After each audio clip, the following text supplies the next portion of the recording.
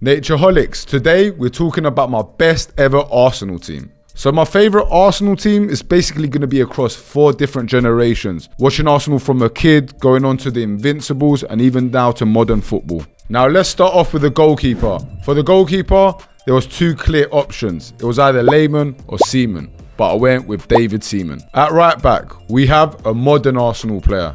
To be honest, we've had decent right backs before. We had Lee Dixon, we had Sagna, we had Lauren, all decent good right backs, right? But for me, Ben White is a level above all of those guys. My 2 centre backs, we have 1 Invincible and we have 1 modern Arsenal player. It is Sol Campbell and Saliba. Guys, imagine that partnership. That partnership would be unbelievable.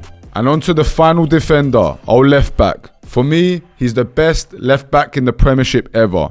It is Ashley Cole.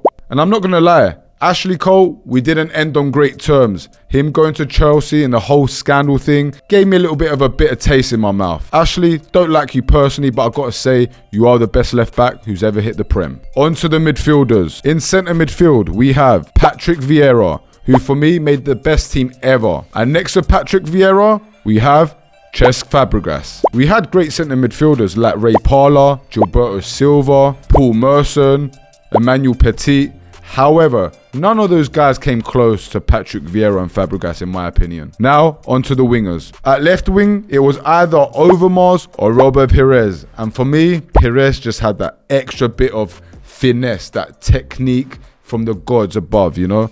And he wasn't pacey either, which most wingers are very fast. He never had much pace, but he had the brain and the technique that used to rip apart defenders. On the right wing, it was either Freddie Ljungberg, an Invincible, or Saka, who for me is one of our best players currently right now. And to be fair, I do think that Saka is levels above Freddie.